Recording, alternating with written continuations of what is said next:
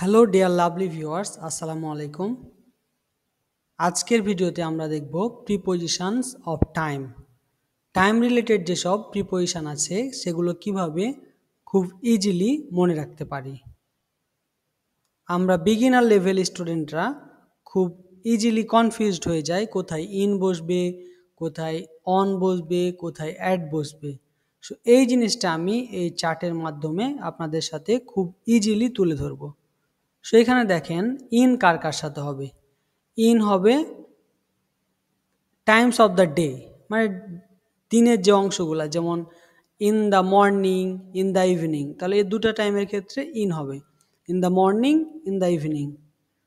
তারপরে seasons, seasons মানে হচ্ছে কি ঋতু, যে কোনো ঋতুর নামের পূর্বে কি হবে, ইন হবে। যেমন ইন স্প্রিং, ইন সামার গ্রীষ্মকালে, ইন সামার শীতকালে, ইন উইন্টার। আবার সালের পূর্বে, যেমন ইন 1901 সালে, ইন 2010 সালে, সালের পূর্বে ইন হবে। মান্থস, মাসের নামের পূর্বে ইন হবে, যেমন in January, in April, in August, এরকম মাসের নামের পূর্বে ইন হবে। ওয়ান কার কার সামনে হয়, কার এতে হয় দেখি আমরা, যেমন ডেজ, যেমন দিনের নামগুলোর পূর্বে অন বসে, যেমন one Monday, one Wednesday, one Thursday, one Friday, যে কোনো সাপ্তাহিক যে দিনগুলো আছে সেগুলোর নামের পূর্বে অন হবে।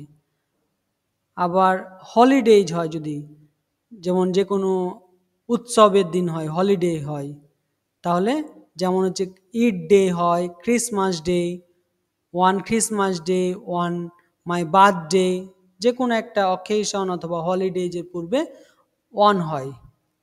ডেটস, যদি আমরা মাসের নাম বলি শুধুমাত্র, তাহলে ইন জানুয়ারি, ইন ফেব্রুয়ারি, এরকম হয়।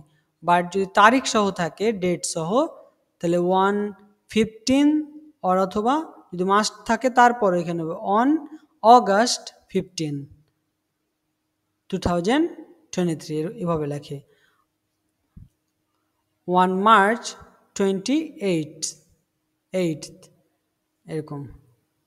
অ্যাট কোথায় হবে, এক্স্যাক্ট টাইম, যখন ঘড়ির কাটার কথা বলবে, এক্স্যাক্ট ঘড়িতে টাইমটা দেখাবে, এরকম যে at 3 o'clock, exact time at 3 o'clock, at 4:20 AM, at midnight মধ্যরাত, অ্যাট নুন, ছোট ছোট দিনের অংশগুলোতে অ্যাট বসে। সো এই ছিল পুরা একটা প্রসেস, একটা ডায়াগ্রামের মাধ্যমে কিভাবে প্রিপোজিশন অফ টাইমকে মনে রাখা যায়। এটা আপনারা স্ক্রিনশট নিয়ে রাখতে পারেন, মাঝে মাঝে যদি ভুলে যান তাহলে সেখান থেকে আবার রিক্যাপ করতে পারেন। আর বেশি বেশি স্পিকিং প্র্যাকটিস করবেন, এগুলোকে নিয়ে ব্যবহার করার চেষ্টা করবেন, তাহলে দেখবেন আস্তে আস্তে এটা আপনার মাইন্ডে ঢুকে যাবে, তখন আর কোনো প্রবলেম হবে না। So hopefully you got it. Bye for now, আসসালামু আলাইকুম।